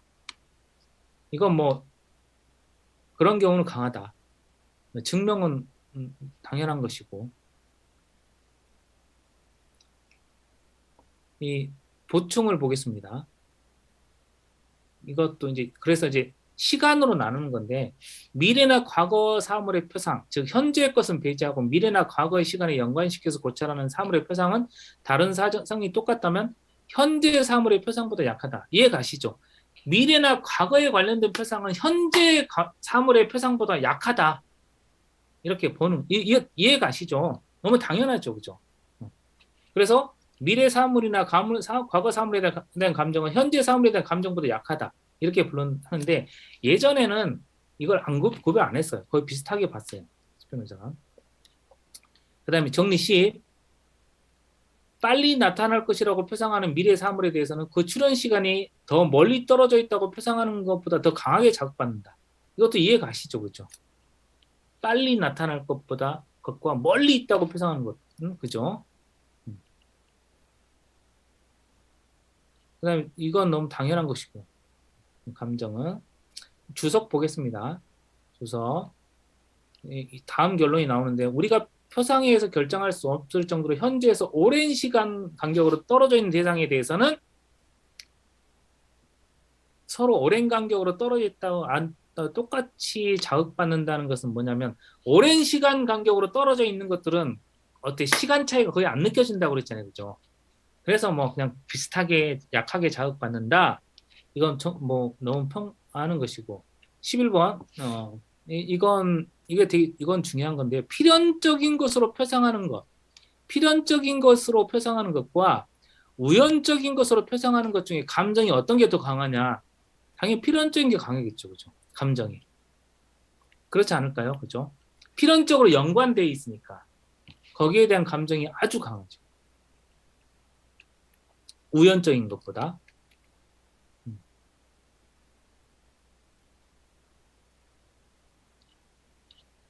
정리 12 조금 넘어가겠습니다. 현재 존재하지 않는 것으로 알고 있지만 가능한 것. 지금 가능한 것이 나와 있죠. 가능한 것과 우연적인 것은 어느 게 더 클까? 가능한 게 더 크다는 거예요. 아시겠습니까? 이건 가능할 거야. 이것이 우연적인 것에 대한 감정보다 강하다는 거예요. 왜냐하면 우연적인 건 뭐냐면 우연적인 것은 그 존재를 정립하는 다른 표상에서 결코 자극받지 않는 거. 그러니까 이게 무슨 말이냐면 이걸만 보면 되겠습니다. 우연적인 건 이거예요. 우연적인 것. 핵심은 어떤 거냐면 그 현재적 존재를 배제하는 것을 표상하는 거예요. 우연적인 것은. 그것은 안 나타나. 나타나면 아유 우연이야. 이렇게 보는 것이고 배제하는 것을 표상하는 것이고 가능한 것이라고 표상하는 것은 뭐냐면 가능한 것은 원인을 모를 뿐이지 그 결과를 모를 뿐이지 희망이나 공포를 조장하는 것이 가능한 것. 그럴 수가 있어. 이해 가시죠, 그죠? 그래서 가능한 것에 대한 감정이 더 격렬하다. 이렇게 되는 것이고요. 그 다음에 현재 존재하지 않는 것과 현재 존재하지 않는 것 이것과 그 다음에 우연적인 것 이 두 가지는 강도가 어떻게 될까? 이것은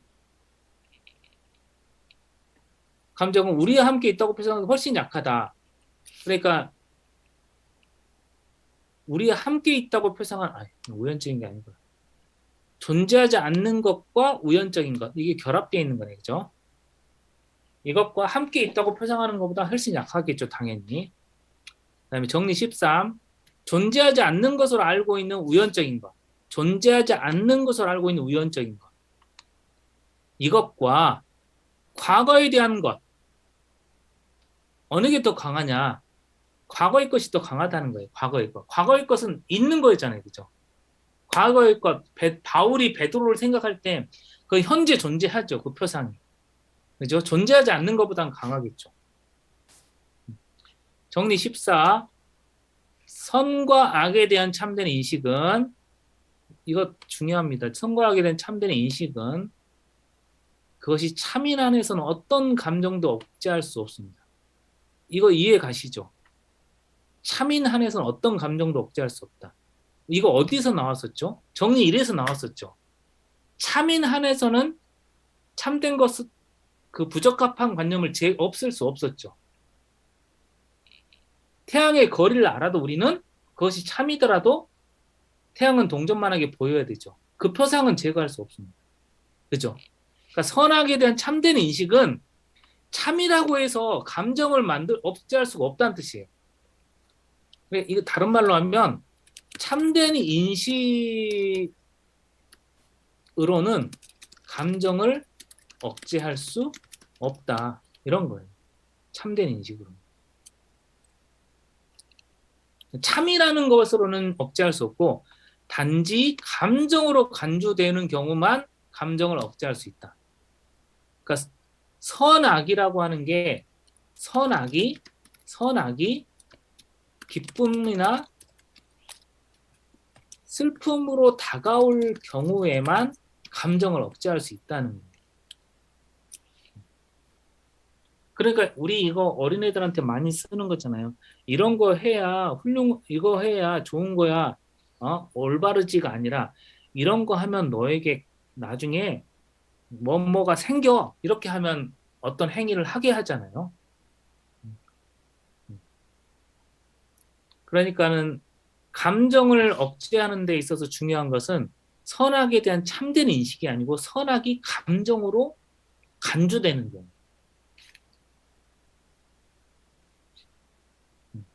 그 다음 정리 15. 정리 15까지만 하고 끝내겠습니다. 선과 악에 대한 참다운 인식에 생기는 욕망은 우리들이 사로잡히는 감정에 생기는 다른 욕망에서 압도될 수 있습니다. 그러니까 선악에 대한 참다운 인식에 생기는 욕망, 참다운 인식에 생기는 욕망과 감정에 의해서 생기는 욕망, 어느 게 더 강하냐? 감정이라는 거예요, 감정. 참다운 인식에 생기는 욕망은 약하다는 거죠. 자, 이건 증명은 보지 않겠습니다. 이거 끝낼 수 있을 것 같은데? 이거 끝내보죠. 예. 정의 16. 선악에 대한 인식이 미래에 관계되는 한, 그러니까 선악에 대한 인식입니다. 지금 인식이 미래에 관계되면 그것은 현재 쾌락에 대한 욕망. 아이고. 배터리가. 현재 쾌락에 대한 욕망에서 당연히 억제되겠죠, 그죠? 미래에 대한 것이라면 당연히 쾌락에 대한 욕망이 강할 테고, 그다음에 선악에 대한 참다는 인식이 우연적인 것에 관계되면 우연적인 것, 그러면 당연히 현재 존재하는 사물에 대한 욕망이 더 강하겠죠, 그죠? 그죠? 네, 주석이 중요합니다, 주석이. 자, 이로써 나는 왜 인간이 참다운 이성보다 의견에 따라 움직이는지, 의견. 이 일종 인식이죠. 일종 인식. 혹은 표상. 이런 거죠. 왜 이것에 따라 움직이는지, 그리고 왜 선악에 대한 참다운 인식이 마음의 동요를 일으키는지, 그 다음에 온갖 종류의 욕종에 정복되는지 그 원인을 제시했다. 이제 이해가 가요. 인간은 참다운 이성보다는 감정에 따라서 움직이고 선악에 대한 인식은 무력하다. 이걸 지금 증명했습니다. 그런 까닭에 시내에 저런 말이 나온 것이다. 나는 더 좋은 것을 보고 그것이 더 낫다고 인정하지만 더 나쁜 것을 따른다. 그러니까 이건 인식하지만 나는 늘 나쁜 것, 즉 감정에 종속되고 말더라. 이런 것이고, 전도서에는 다른과 같은 말이 나온다고 합니다. 지식을 늘린 자는 슬픔을 늘리는 것이다. 그러니까 인식이 늘어나면 늘어날수록 좋을 것 같은데 그게 아니라 그 인식을 따르지 못하고 오히려 감정의 동요를 겪거나 이래야 되나 말아야 되나, 인식이 나를 지배하지 못하니까, 그래서 슬픔을 늘린다. 이런 말이 있고, 그러나 내가 이런 말을 한다고 해서 무지가, 그러니까 모르는 것이 암보다 낫다거나 감정의 저해에서 어리석은 자와 현명한 자 사이에 아무런 차이가 없다고 결론 지으려는 것은 아니다. 아시겠습니까? 그렇다고 해서 우리 모르자, 아는 게 뭐가 중요해, 이런 뜻은 아니라는 거예요. 오히려 이성이 감정에 저해서 무엇을 할 수 있고 무엇을 할 수 없는지 결정할 수 있으려면 무엇을 해야 되느냐? 우리의 능력만이 아니라 무능력을 먼저 알아야 된다. 아시겠죠? 무능력도 알고 있어야 된다. 지금은 나는 무능력에 대해서만 다루겠다. 능력에 대해서는 따로 다루겠다. 이런 겁니다. 자, 여기까지 마치도록 하고요. 질문 있으면 질문을 좀 받도록 하겠습니다. 네. 이런 식으로 나가면 속도가 더 빨라지겠네. 괜히 바보같이 이 사실을 너무 늦게 깨달았는데.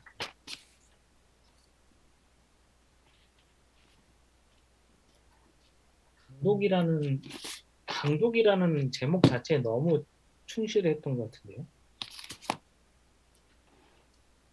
제가 요약해서 강의를 하는 게 아니고 강독이니까 하나하나 다 읽어야 된다고 생각을 해가지고 너무 오래 걸렸네. 네, 제가 잘 몰라서 그러는데 인식을 한다는 선과 악에 대한 거? 예, 인식을 한다는 거는 원인에 대한 참된 인식을 한다는 거예요. 원인에 대해서 안다고 하면 감정도 인식과 동일한 맥락에서 가져야 되는 게 아닌가 하는 생각도 드는데, 네, 네, 다시요. 아, 제가 질문이 잘 정리 안 제가 될 수도 잘못 들었어요. 있는데, 네, 네. 인식하는 거랑 감정은 다른 거라고 얘기를 하는 것 같이 이해가 됐는데, 저는 네. 참된 것으로 인식한다는 거는 음, 원인에 대해서 알고 있다는 거를 전제한다고 제가 그렇게 네, 네, 이해하면, 네. 감정도 참이라고 하면 뭐 하여튼 음, 슬픈 계열의 감정이라든지 이런 게 음, 안 생겨야 되는 게 아닌가 하는 생각도 음. 들거든요. 그러니까 스피노자의 말은 이제 그러니까 예를 들어서 태양이 동전만하다.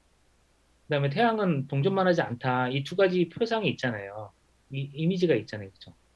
그런데 우리가 동전만하지 않다는 걸 알더라도 태양이 동전만하게 자꾸 보이는 이 현상은 있더라는 거죠. 근데 지금까지 이걸 무시한다는 거예요. 그러니까 물론 내가 뭔가를 알게 되면 여기서 사라지는 것은 강한 슬픔은 약한 슬픔이 되긴 해요. 그런데 슬픔 자체는 사라지지 않는다. 왜냐하면 그게 내 신체에 있는 거라. 왜냐하면 신체를 제거하고 생각하면 암만으로는 될 것 같지만, 근데 그러니까 인간사가 더 어려운 거죠. 스피노자에 따르면 그냥 알므로 끝나면 좋은데 그건 아닌 거죠. 신체를 자꾸 경유해야 되기 때문에 문제가 더 어려워요. 그러니까 예를 들어서 2부에서 우리가 오류를 배웠잖아요. 오류. 그러면 그냥 오류에 빠지지 않고 진리를 획득하면 돼버리잖아요. 그러면 중간에 3부도 필요 없고 4부도 필요 없고 뭐 이렇게 됐을 텐데 3, 4부가 지루하게 있는 이유가 있는 거예요. 지금 감정이라는 게 막 계속 개입하고. 그러니까 그렇기 때문에 인간사가 막 이렇게 충돌하잖아요. 우리가 다른 사람하고 이야기해보면 안 느껴집니까? 정말 이게 분명히 맞는 것 같은데 저 사람 진짜 꼰대구나. 여자든 남자든 나이 들면 꼰대가 있잖아요. 근데 그게 신체에 너무 강하게 그 지배를 받고 있구나. 그런 거 많이 느끼지 않나요? 네. 그래서 참된 인식, 선악에 대한 참된 인식조차 무력하다는 것이 얼마나 큰 절망감입니까?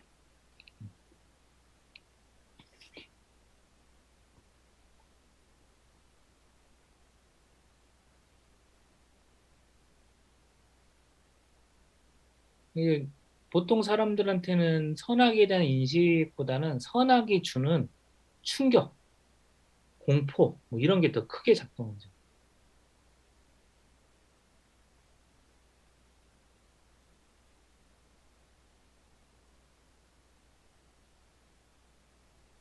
만약에 인식으로 문제가 해결될 수 있었으면 국가가 개입할 이유가 없습니다. 중간에. 국가론이 있어야 돼요. 정치론이 있어야 된다. 정치론이. 그러니까 스피노자의 책에는 정치론도 다 포함되는데 그 이유가 바로 이런 것 때문이에요. 이 감정, 정념 이런 것들. 이런 것들은 인식으로 해결이 안 돼요. 인식으로 해결됐다면 지금까지 철학자들의 현자들이 다 해결을 했어야 되는데 왜 종교가 개입하고 왜 국가가 개입해 있을까 우리 삶에 그 과정이 필요한 거죠.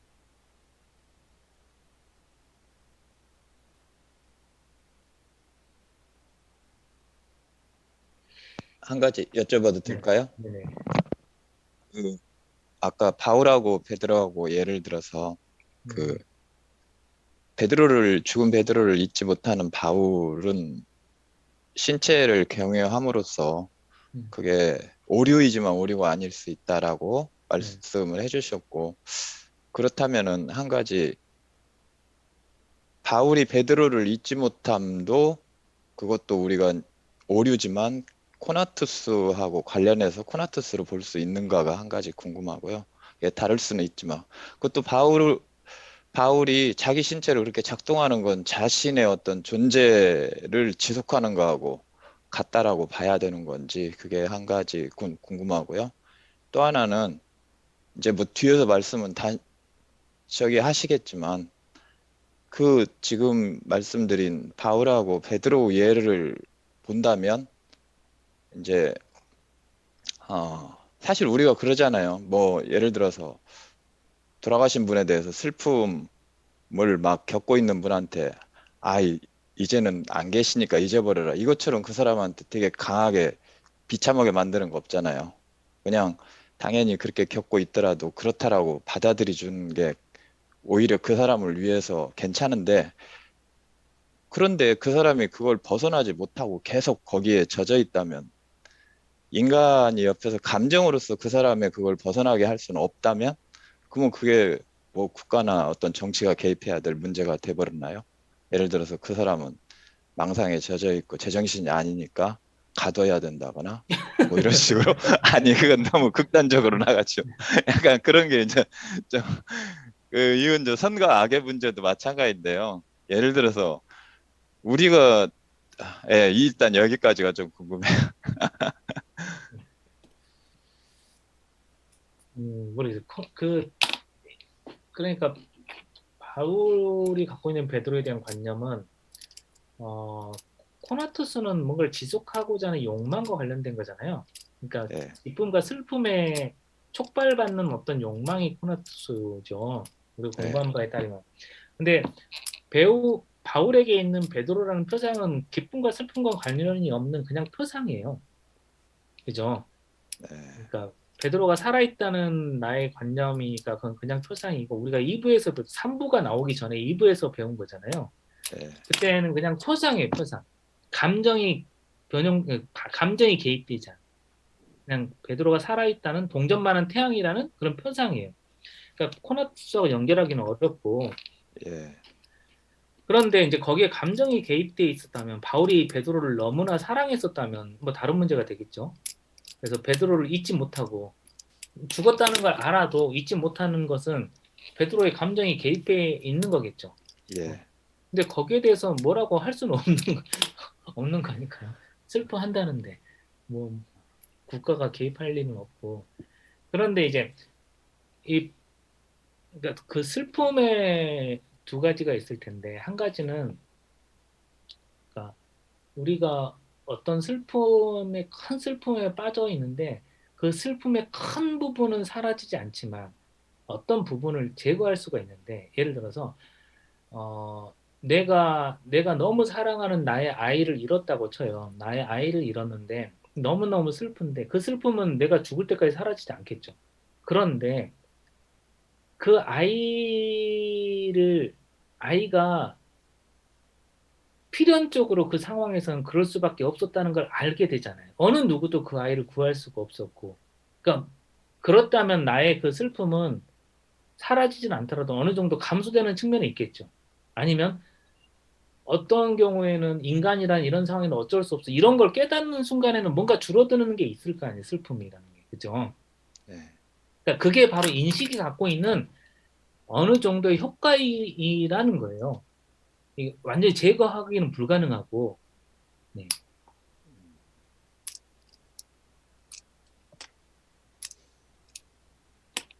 그러니까 뭐 그런 것도 있을 수 있겠죠. 뭐 예를 전쟁이 일어나서 뭐 누군가가 죽고 막 이랬을 때 엄청나게 슬프지만 전쟁이 인간사에 부득이한 일이다.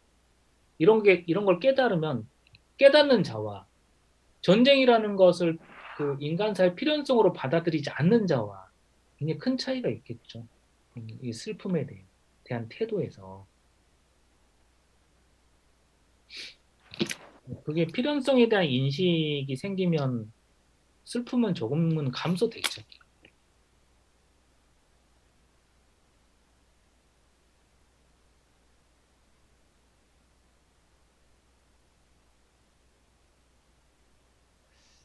대답이 됐을지 모르겠는데. 예, 예. 아니 그런데 이제 전쟁에 대한 인식이 그렇게 되면 전쟁이 정당화돼 버릴 수 있잖아요. 뭐 그거야, 인류사의 전쟁이 언제 끝나냐 그러면은 소련이 우크라이나 침략한 거 그럴 수 있는 거지. 항상 반복되어 있지 않냐. 이렇게 돼버리고 거기에는 이제 또 선악의 문제가 개입한다면, 예를 들어서 선악도 저는 이제 그것까지는 지금 잘 모르겠는데 되게 악의 문제가 존재하고도 많이 관련이 되잖아요. 생존 문제요. 그러니까 내가 훔치는 게 안 된다고 하지만 나한테 지금 훔치지 않으면 내가 죽는다고 생각했을 때는 훔칠 수밖에 없잖아요. 근데 그걸 네가 훔쳤다는 것 자체 때문에 단죄시킬 수는 없지 않나요? 라는 것으로 이제 나갈 경우에는 그거 이제 선악의 문제하고도 좀 약간은 연결을 한다면은 그런 생각도 자꾸 들어서요. 이제 더 이야기는 또 그러니까 진행될 수 있지만. 그러니까 그 선생님 말을 그대로 받으면 이렇게 되는 거예요. 전쟁을 합리화시킬 수 있다는 거죠. 선생님 말을 받으면. 예, 그러니까 내가 훔칠 수밖에 없었다니까 또 내 너무 배고파서 죽겠는데 훔쳐야 됐잖아. 뭐가 잘못이니 이런 것처럼 전쟁도 어떤 상황에는 어쩔 수 없는 거예요. 내가 살아야 되니까 우리 국가가 살아야 되니까 어쩔 수 없는 거야. 이렇게 받아들이는 순간 그러니까 그게 스피노자 우리가 말하는 코나투스적 상태, 코나투스를 유지하는 게 최선의 덕인 상태예요. 그 상태가 바로 예, 그 상태가 자연 상태예요. 내가 살고 봐야 되는 거죠. 예, 이때는 선악이라는 게 존재하지도 않고 나한테 도움되는 게 선이에요, 그냥. 예, 스피노자는 이걸 인정해요. 그러니까 예, 전쟁도 합리화될 수 있는 거예요. 예. 네. 그 전쟁 자체를 잘못이다라고 저는 절대 말할 수 없다고 보거든요. 전쟁이 없으면 좋겠지만,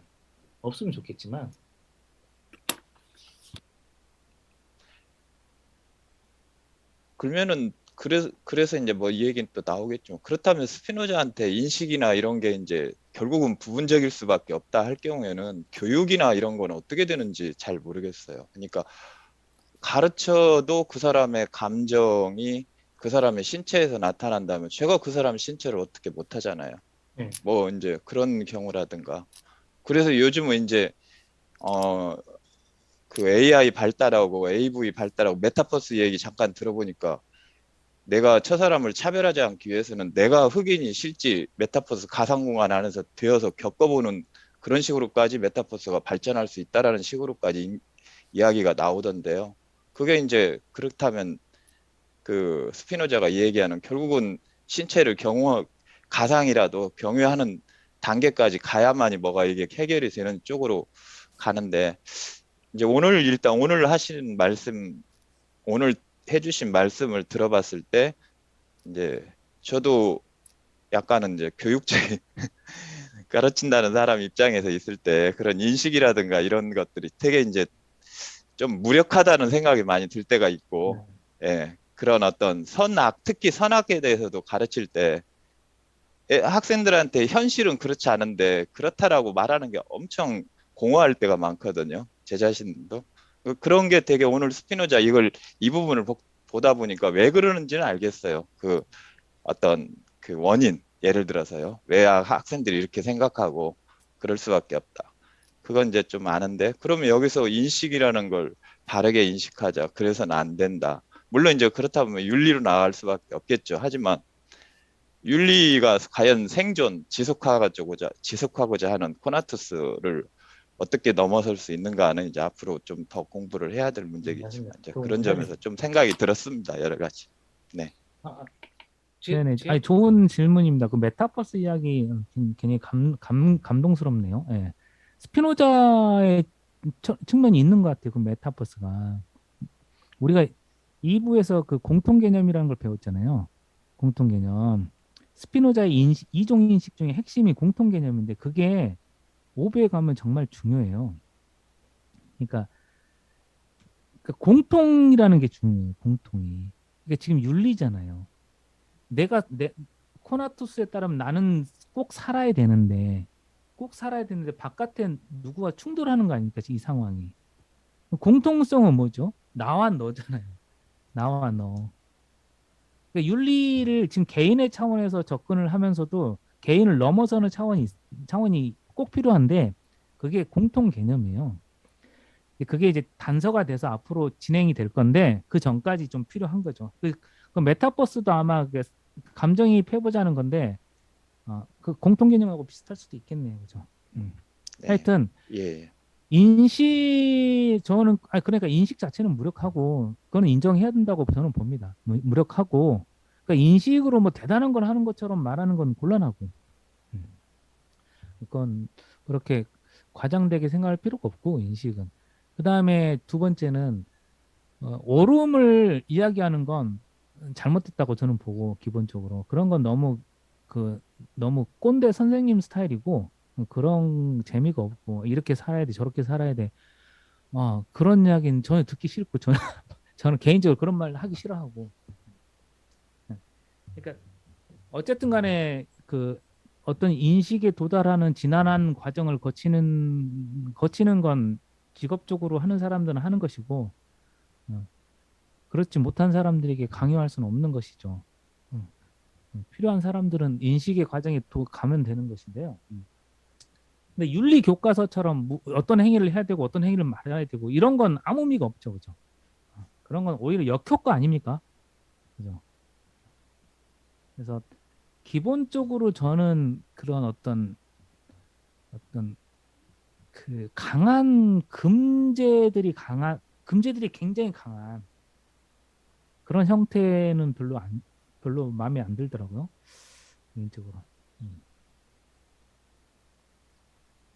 하여튼 뭐 중요한 질문을 해주셨는데요. 5부까지 한번 읽어보고 선생님의 또 의견 한번 들어보면 그것도 재밌겠네요, 그죠? 네.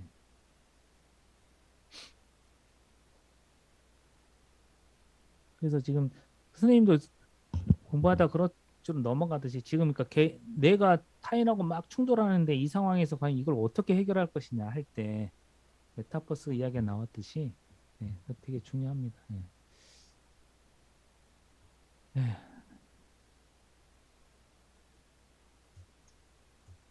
빨리 나갈 수 있는 방법도 찾았고 이제 6월 안에 끝내도록 하겠습니다. 어쨌든 수고들 하셨고요. 2주 후에 보는 거죠? 네네. 오늘 고생들 하셨습니다. 네, 마치겠습니다. 네. 감사합니다. 네이버 검색창에 인문공간 세종을 검색하세요.